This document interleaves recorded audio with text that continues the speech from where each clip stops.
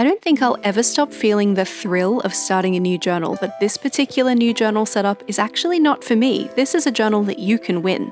I'll talk a little bit more about the giveaway details later on in the video, but for now, let's get set up for the second half of the year in this fresh new journal. And hopefully you'll get some ideas for your own journal setups too. Hi, I'm Erin, thank you for clicking on my video. The folks at KUMA Stationery and Crafts have very kindly supplied the journal that I'm using for this giveaway. This is the Astral Travel Journal from their Lunar collection, and it is stunning. But before we jump into the journal and start planning, first I want to tell you about today's sponsor, Skillshare. I've been working on incorporating paint into my own journal over the past 6 months as kind of a personal challenge, and I was getting ready to set up for June, but I'm still not quite at the point where I feel like I can just wing it with paint, so I picked a Skillshare class to help guide me called Paint Simple Ditzy Flowers with Gouache from Imagination with Michaela Boberg.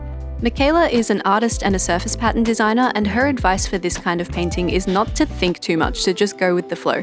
This style of floral painting is super loose and deliberately imperfect, and I really needed that flexibility for my June setup.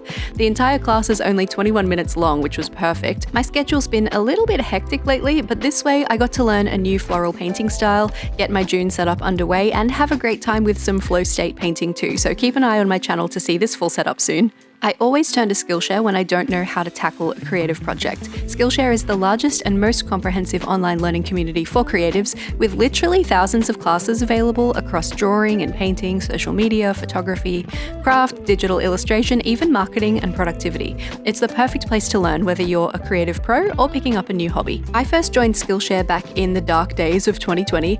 I took a few classes on interior design so I could make my house a nicer place to spend time when that's where we were spending all our time. Since then, I've taken classes on everything from making art in Procreate to how to use sewing patterns, and of course, stacks of lettering and calligraphy and watercolor classes too. You always learn by doing with Skillshare, so no matter what you're looking to learn, you'll finish each class having created something, and you can share your project with the community and get feedback on your work. Skillshare also has built-in tools like video speed settings, captions in various languages, and class length filters in the search, so you can learn at your own pace, no matter your skill level. The first 500 people to use my link in the description will receive a 1-month free trial of Skillshare. Get started today. Thanks again to Skillshare for sponsoring this video. Now, shall we plan? This journal is an A5 journal from KUMA Stationery and Crafts. It has 160 GSM paper and a 5mm dot grid, which is how I like my bullet journals typically. And I usually like to take inspiration from the cover of the journal for the initial setup for any new notebook, so we're going with a bit of a purple theme with some touches of green as well. One of my favorite really impactful ways to have a cover page in a journal is to put a window in it to actually cut some of the page away. So I'm going to be using this window as a template to cut away the page that's behind it, and because this is vellum, this lovely printed window here, then you'll be able to somewhat see what's on the page behind. I've worked out where the center of the page is just by counting the dots on either side of the piece of paper, and I'm just lifting it up to try and sketch out that arch shape of the window so that I know which parts of the paper I need to remove. I originally got this paper pad of pretty windows from JOURNALSAY, but it's not listed on their site anymore. I will do my best to find you an alternate link or something similar if you wanted to recreate something like this. There are lots of doors and windows out there these days, so you should be able to find something that would work in a similar way. And I'm going to pop a cutting mat down behind my page and use a craft knife to cut out this shape. And I'm not going to be too precise because I'm sticking paper over it anyway, so it'll be okay.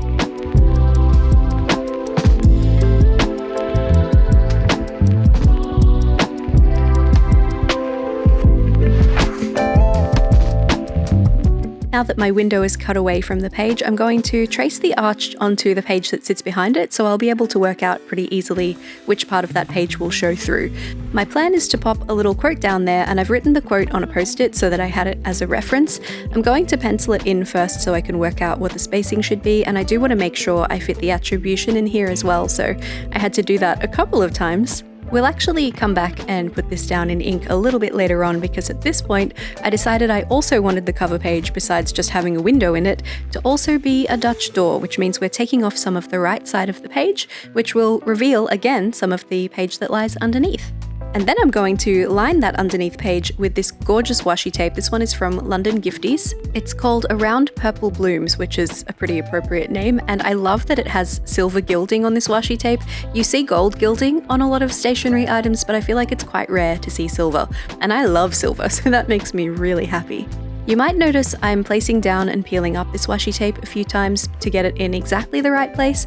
I am not this precise when it comes to my own journal, but when I know the journal's going to end up in someone else's hands, I tend to get a little bit more perfectionistic. Something I really enjoy doing is teaming up a patterned washi tape with a solid washi tape. I really like the contrast of that, and you can play with the colors a little bit too, which is always fun. So I'm going to be doing that quite a bit with this very pale lavender washi tape in this setup, alongside that gorgeous patterned, very kind of visually impactful washi tape just next to it.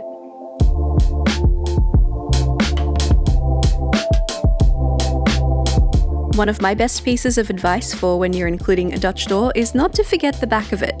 We quite often line the front side of our Dutch doors, but sometimes we don't do the back. And sometimes it doesn't need it, but in this case, I thought it would be really nice to have some tape on the other side too. I also really enjoy rounding the corners of any pages that I cut down in my journal, because then it looks like they were always supposed to be that way. And I just love it when something like that looks really deliberate and intentional. I'm planning to layer some other floral things over the top of this piece of paper, so it's time to stick it down and make sure that it's in place there. And I'm going to grab this PET tape from the washi tape shop. This one's called Violet Bliss, and if you just fell in love with it and you want to get it for yourself or anything else from the washi tape shop, you can use my code ErinSmith10 to save 10% off your order. The thing about these clear tapes, they do come with like a sticky backing that you can separate them from, but I know a lot of people find that really difficult, and you do kind of have to cut out the designs yourself. They aren't kiss cut, so they can be a bit of a deal breaker for some people, but I actually have no trouble separating them from the backing. I don't know why, it's just my superpower, so I actually love using them. A roll of tape comes with several loops of the same design on it, and that design loop has lots of different little elements that you can use in different ways too. So different sized clusters of flowers or little frames like the one at the top here, stuff like that, so that you can use them in a bunch of different ways. You can also kind of layer them together and make it look like the design was extending further than it was, which I like to do quite a bit too. I'm also mixing in these PET stickers, so similar concept, but these ones are stickers that are already cut out in the shape. These ones are all kind of leaf sprigs, and they all have a little bit of a curve to them, which makes them great for wrapping around things.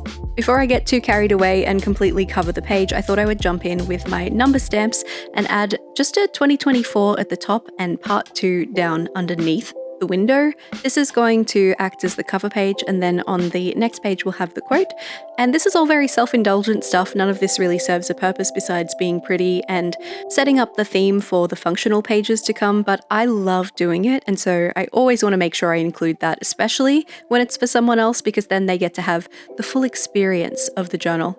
Because I decided my quote was going into this archway, it's a pretty small space, so I'm not going to use a brush pen or anything. I'm just jumping in with a Sakura Pigma Micron pen.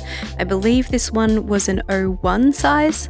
And look, this is not my best hand lettering ever. I don't think it's bad either necessarily, but it's a little uneven as far as size and spacing and things, but I wanted it to be dark, which is why I'm using black, so that little bits of it will peek through the vellum-y clear paper that's in the window on the previous page. And now that that's down, I can erase the pencil line that showed me where that archway was, because we don't need that anymore. From here on out, it's just decoration, and I was really being quite intuitive with the way I did this. I didn't think too hard about it. I just put down washi tape mostly and then layered some PET tape or stickers over the top of it, and I tried to do it in a way that it felt kind of balanced across the page. Also trying to make sure that a little bit of each piece of stationery is represented in each area, because that's a great way to make a theme look coherent. Do you know what I didn't realize until much later is that purple and green has kind of been a theme for me this year. I used purple and green as the theme colors in my own bullet journal for the very first setup for the beginning of 2024. I used purple and green again for the initial setup for my reading journal for 2024, and here we are again having purple and green in the giveaway journal, although I'm not calling it giveaway journal anymore because that's been confusing people. It's only a giveaway that's open for a few weeks, and then I continue to share videos from it, but it's not available to give away anymore, so we're going to change the name. I had a few wonderful suggestions on my last video from you guys. Thank you so much if you gave me suggestions for new names. Victoria Rabbit 9883 suggested Mystery Journal, and I love the sound of that, so going forward we're going to call this the Mystery Journal.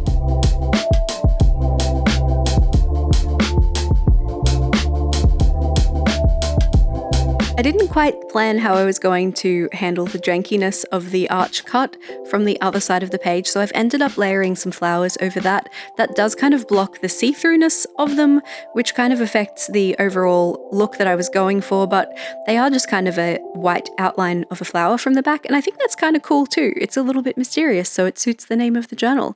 This is how these two pages look together. I think they needed a little bit more in the top right corner here, so I'm just adding a little bit more there to make sure that this looks balanced and cohesive. And then once I'm happy with it, we can move on to the next spread, which will be for the future log for the next 6 months. It's not quite what I was going for, but I'm still really happy with the way this window and quote situation turned out. This is going to be the first of our functional spreads for this setup, so it's really important here that these are pages that can be used by anyone, which means I need to really put a lot of planning into how I set things up, although something like a future log I think is fairly universal, which is nice. I've decided I'm going to divide each page into 3 columns, which is kind of similar to how I've been doing weeklies lately in my own journal, and each one of those columns is going to be a space for planning for each of the 6 months that fall into the second half of the year. So July, August, September on the left page, October, November, and December on the right page. I'm finding it's really easy to work the purple into this theme, but it's a little trickier to have the green represented, so I'm trying to use some pens to make sure that I'm getting some green down on these pages, as well as plenty of purple.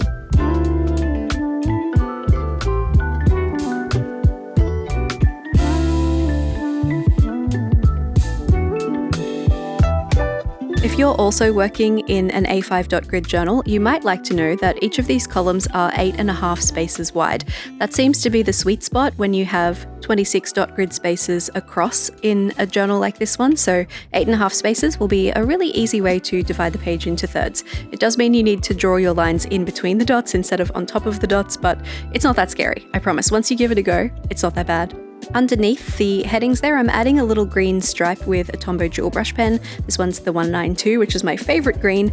That's where I'm putting the initial for each day of the week. So the M for Monday, T for Tuesday, W for Wednesday, and so on and so forth. And I'm using the dot grid a little unconventionally again here because I'm putting the M for Monday in line with the 2 dots, and the same with the Tuesday, Wednesday, Thursdays, and the numbers will also be in line with the rows of dots because that was just how the spacing worked out so that it would be kind of more even. If I'd written these in the gaps between the dots instead of directly underneath the dots, then it would have been a bit wonky. Everything would have been pushed to the side a little bit. Also, in December, for some reason, I wrote 2 and 2 instead of S and S for Saturday and Sunday, which is a bit uncomfortable, but white paint pen to the rescue, we can fix it. It's going to be okay. When I'm doing these calendar setups, I also love to keep my phone handy with my Google Calendar open so I can refer to those calendars and make sure the days are all lining up where they're supposed to.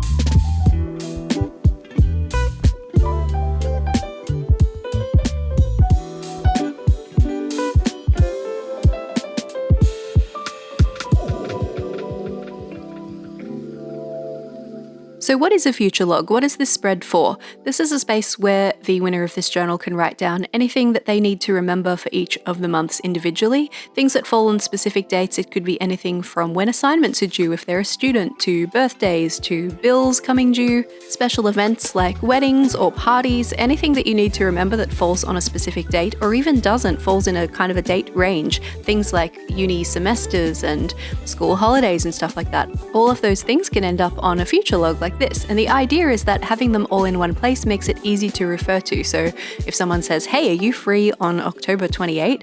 You can check here really quickly. And if you're not free on October 28, you also have all of the other dates available as an option for you too, so you can refer to them quickly. Yes, you can also do this online, but I remember things more when I write them down with a pen, so this is an option for other people who may feel the same way as I do. The way I'm decorating this one is a bit strange for me. I've actually used the washi tape like a border to the functional parts of the page and left a little gap of plain paper above and below. And I'm using that Violet Bliss washi tape and the PET stickers in tandem to kind of add some texture into those page edges. So anything you have going on in July, you'll write in this column here. Anything you have going on in August will go in here, and so on and so forth. And if you didn't want to use it as a general calendar, if you wanted to use it for something more specific, then you can always do that too. I haven't put a heading on it for exactly that reason. Our next page is also a future log, and that's going to be for the first 6 months of next year of 2025, but because that's still kind of far away, I thought maybe we wouldn't need as much space as we need for the next 6 months that are rushing up at us right now. So this one, I've made the calendars a little bit smaller. We're only taking up one page this time. And there's a little bit of space to the right of each of the calendars to write down anything that you need to remember for each month, but there's nowhere near as much space on the previous page. So this is just for the really important stuff that you want to make sure you remember. If you're someone who needs to plan things really far in advance, you could always expand this out to be another 6 months of the same as the previous spread, or even more space if you wanted to make sure that you have all the room for planning that you need. This time I've made sure that the divisions vertically are 11 spaces, which leaves me enough room to put the heading for each month, to put this strip so I can put the Monday, Tuesday, Wednesday on there, and then still have enough space for each of the weeks. I like to do mine so that they have 4 weeks to each month, and if there are any numbers left over that kind of trail off on a week at the end, I just wrap them around to the top line so I can see where everything is, but keep everything looking very nice and balanced. Then whatever space is left over, I've used for decoration, just a little thin strip at the bottom of the page and a little bit more space at the top so that we can pop a heading in there if we want to.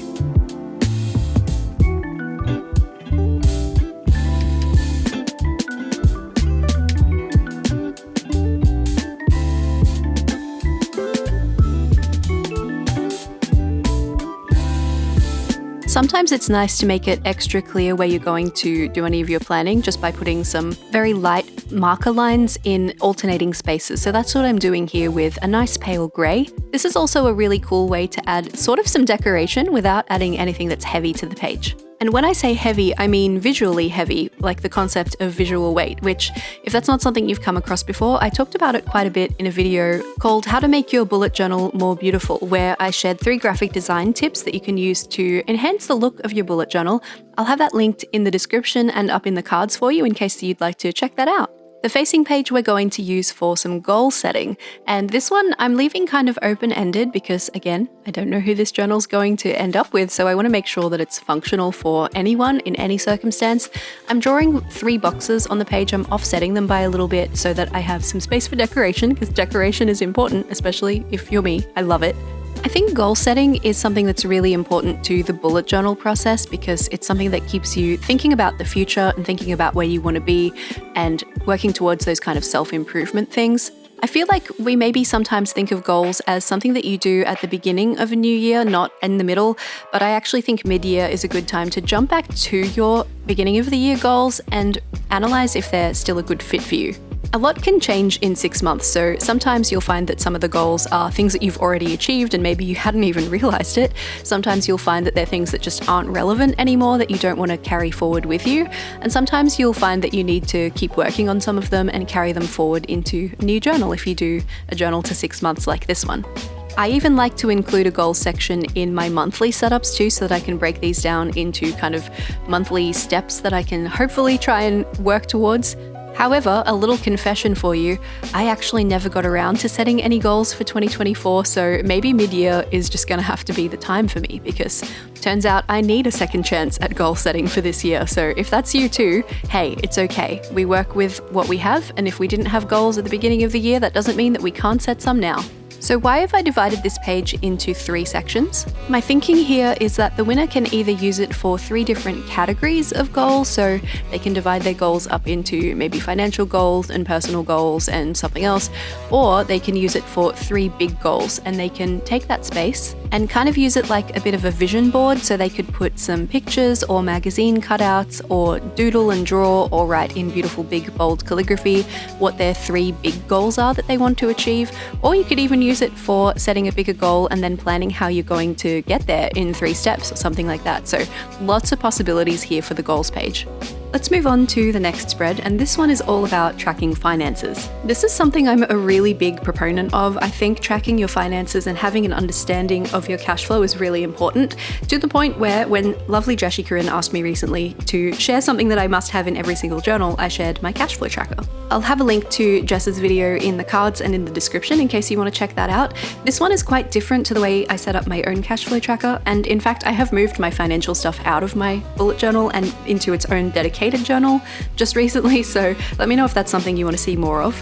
The reason this version of a financial spread is so different to the one in my own journal is because I have a pretty unusual employment situation. I run 2 businesses, I'm self-employed, I have a lot of different little income streams, so I have pretty unique needs when it comes to tracking finances, whereas I'm trying to set this up in a way where maybe if someone had the same circumstances as me, they could also use this spread, but really this is for someone who works a more typical employment job situation. I've got 4 different kind of sections on the page and I've left a little bit of space for decoration, but really the function of this one is much more important to me. I will talk you through the different ways that you might be able to use this one, but always just keep in mind that you could adapt any of these if you have more income streams or more things that you want to budget for or more debts or savings goals, then you can always adapt these to fit whatever your needs are.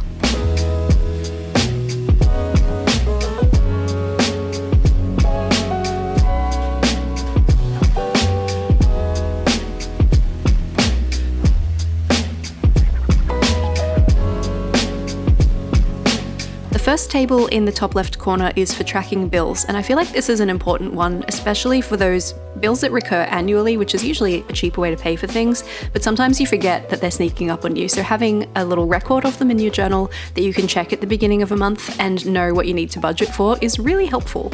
I'm stamping my headings for this one on a separate piece of sticker paper that I just had left over because I didn't want to sacrifice the decoration space at all, but I still wanted to have the titles for each section be really readable, so this is my workaround for that. My plan was to have each of the rows for this bills tracker be representative of a particular month. So you can see the headings at the top there. We've got the month, date, the amount, and the description for each bill. I actually only meant to leave 6 rows, but I did 7, which in retrospect, I maybe could have left the bottom one as a totals column or something like that, but at this point in the setup, I hadn't realized I'd actually made the mistake yet, so once I do work that out, we'll use a white paint marker and we'll just remove that bottom row so that we can pretend it was never there. Underneath the bill tracker is going to be a section for tracking your income. On the top right side over there, we've got budget, and underneath that, those columns, is a savings and debt tracker. I always find when I'm a few spreads into a theme, especially if I'm using a PET tape like this one from the Washi tape shop, that I end up with lots of little offcuts of the smaller pieces. So I'm trying to make sure, because I don't have a great deal of room for decoration on this spread, that I'm using up some of those around here, just adding the little flowers and little sprigs of leaf into some gaps so that the theme stays consistent. I'm using up all those little extra bits, and I'm also not taking up any of the planning space.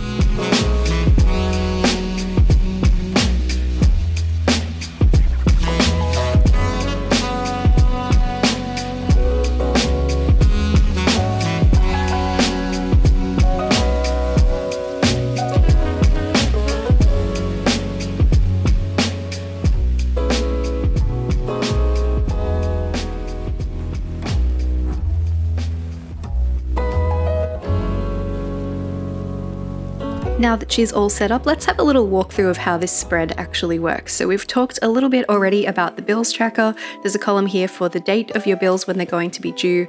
You can add in the amount and the description. You might need to go through your bank and credit card history for that information, but I promise it's worth it. So say you have a subscription to Audible that renews annually, you'll write the date that it's going to renew, you'll write how much it costs, and in the description section you'll write Audible or something like that. And you can do the same across the other months for any other bills that you might have coming due. For the income section, there are a few ways you could use this actually. If you have a fixed income, you could write it in different kind of time periods here. So say in the first one, it's how much you would get paid weekly, then how much fortnightly, how much monthly, and how much annually down the bottom. Otherwise, if you have more than one income stream, you could use these for different income streams. So say you designate the first one as a particular amount, and then you'll just have to decide what the frequency is, how often, say it's monthly, that you write down those income amounts so you have an idea of what on average you might earn month to month, which I realize is difficult when maybe you don't have a fixed income. If you need more space for more income streams than this, then you can grab a ruler and just divide these into 2 parts, and then you'll have more space for tracking more income streams. You can also divide this into more vertical columns if you can think of another way that you might like to use this. I'm not too sure what you might do with that, but hey, the option is there. Now that we know how much you're potentially earning over a monthly or a yearly time period, that's when the budget tracker comes in. So this is an area with a smaller column next to a bigger column, and it's just the same thing twice on the left and right side. In each of these spaces, you can allocate an area of your budget and how much you are willing to spend on it. kind of like setting a ballpark expected spending amount so that each month or fortnight or week or however frequently you want to do this, you can check your spending against it and see if you're staying on track. You can divide those in half as well if you need more spaces. And then we have the savings and debt tracker. So these ones are kind of like a jar that you're going to fill up the way that you might fill up a swear jar or something like that. In the green space at the bottom, you can allocate what the savings goal or the debt is that you're planning to pay off. Maybe it's a car loan that you're paying off, or you're saving to buy a house or a new car or something like that. And then we're going to use the space in each of the rectangles above to track your progress towards that goal. Again, these are kind of wide, so if you wanted to have more goals, you could divide them in two. And the space at the top that's purple here is for writing down your end goal, so the total amount that you want to pay off or the total amount that you want to save up. You might need to use a little bit of maths to determine what the increments will be on the actual area that you want to fill in as you achieve your goal. I made these goal rectangles 15 spaces tall, so you might need to take whatever amount that you're aiming for and divide it by 15 to work out the space that you'll colour in each time for each increment. But as you pay these off or save them up, you can colour in the space with a marker, or you can draw a line with your pen and write how much you've saved. You could even do each increment in different colours if you're paying things off in a way that's not the same installment amount every time. It's also an option that if you underspend on any of your budget categories, you can put that money towards a debt or a savings goal and reach it a little sooner. Our next spread is for tracking. Tracking what? Tracking whatever you like. I actually think tracking is a huge part of the bullet journaling experience. It seems to be something that we all really gravitate towards when we first find out about the system, but everybody's needs for what they might want to track are so incredibly different. I thought it would be fun to do a bit of a strange take on a year in pixels and do it twice, so there's heaps of flexibility built into this tracker system. I've actually never used a year in pixels as a tracker myself, and in fact this isn't a year, this is 6 months in pixels, but same concept. The idea is that you have a full year's worth of data on one page, or in this case 6 months worth of data on one page, so that you can easily track trends in, maybe you're tracking your mood, you're tracking the weather. Some people like to track the phases of the moon. Some people like to track health related things so that they can use their journal as a resource when they see their doctor about any kind of chronic illness. Or it can just be a more long-term way to track regular habits that you're trying to build, things like flossing or things like exercising regularly. I wanted to make sure that this spread was as flexible for tracking as possible. So rather than just doing a single row for tracking for each of the months, I've made it have 2 dot grid spaces wide for each one.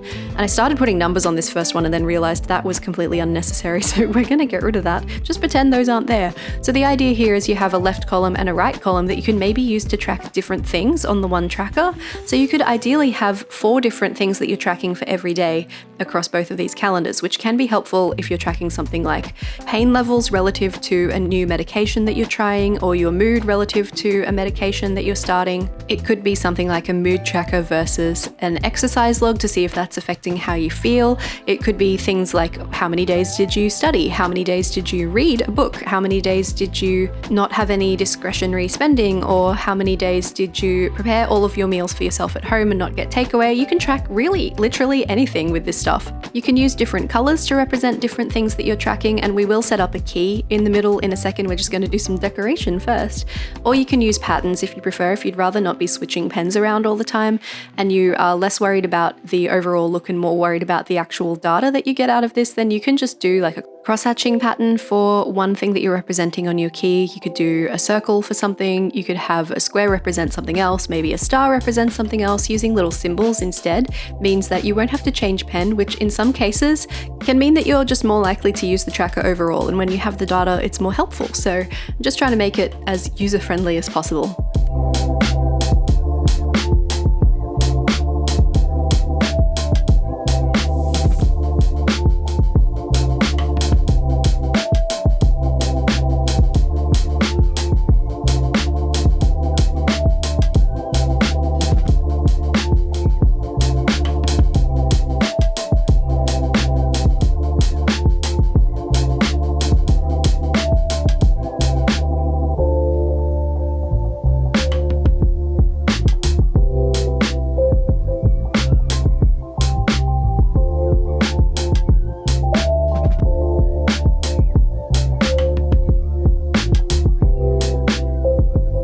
There's a nice little gap across the binding in the center here, so I thought I would put some more pretty in that space to just kind of fill it in without being too overbearing. We're going to add a little bit more color, and then this tracker spread is all set up.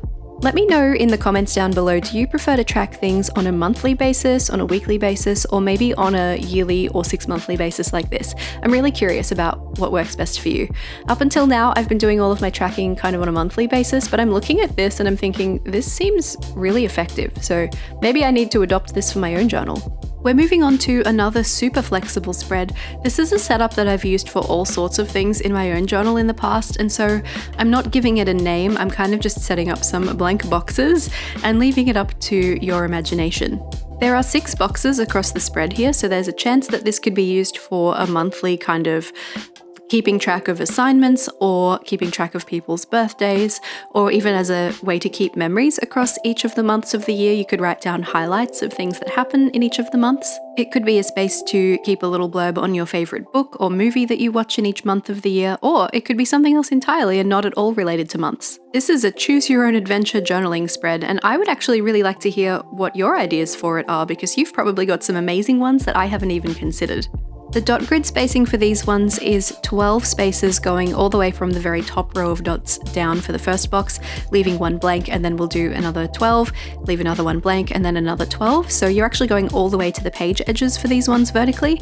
And horizontally, I'm doing the boxes 20 spaces wide. I'm leaving one gap in the middle so it's not getting too close to the edge of the binding. And I've left one dot grid space on the outside edge as well. And there's going to be a space left over if you're starting from the outside edge of the page and counting in 20. So I'm just alternating that space so it's kind of on the inside and then on the outside, then on the inside again. And I'm using that space for decoration because of course I am. This is another case of using up those smaller bits of PET tape that kind of didn't fit in other spaces. So I'm always happy when I get to use those up, but there's not a lot of green going on this spread. I'm going to jump in with my grey marker in a minute and add some lines on each of these to give it a little bit more oomph, but possibly I should have done that with a lighter green instead. I don't know, I'm happy with how it looks anyway, but maybe if you end up winning this journal, you can add some green in your own way.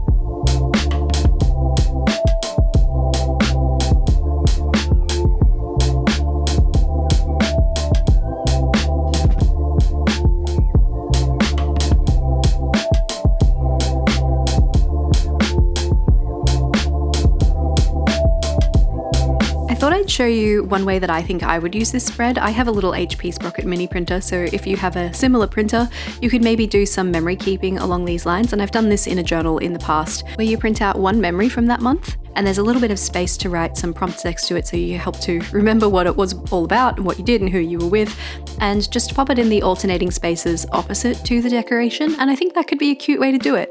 If you don't have a mini printer, of course you can just write your memories in these spaces as well, your highlights or anything like that. Or if you're a little bit more creative, you can add some doodles and doodle your month, and I think that would look incredible. We're going to move on now to a couple of less flexible but really fun spreads, and I'm borrowing this first one from the lovely Jashi Corinne. I've had this in my own journal before. Jess called it a then and now in her journal, although I think she changed the name when she did it again, but I don't remember what she changed it to.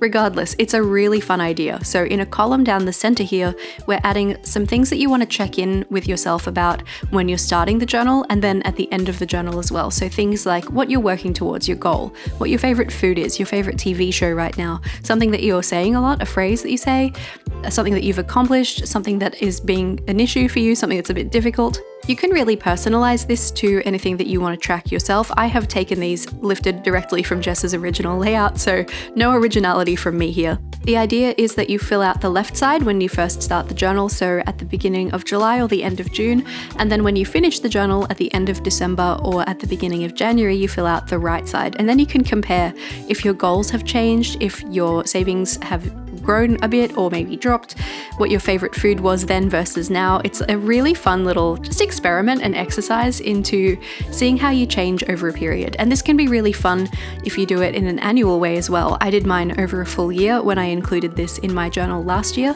and I really enjoyed filling it out. I didn't bring it forward into my next journal, but I thought it would be a fun one for our winner to try.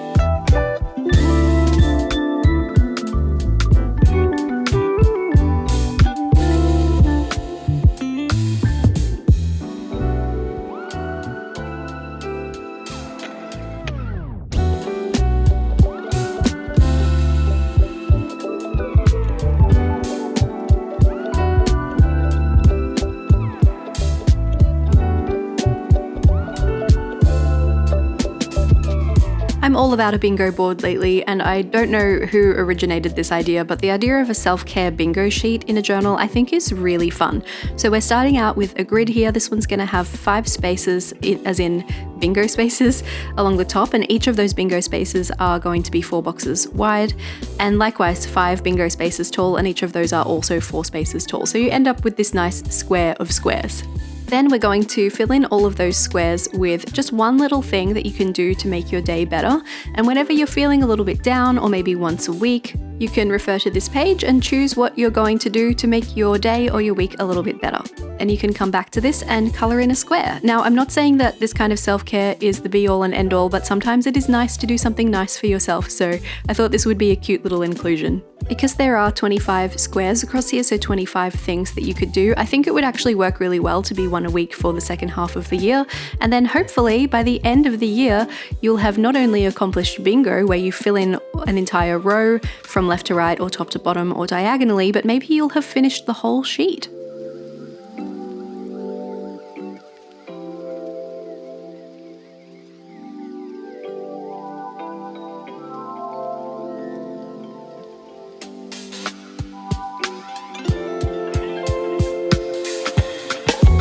Posted on this next spread is going to give away what it's for, but if you've watched any of my giveaway/mystery journal videos before, then you'll know that this is a page that is for the winner to use in whatever way that they see fit, because maybe I haven't considered everything that they need.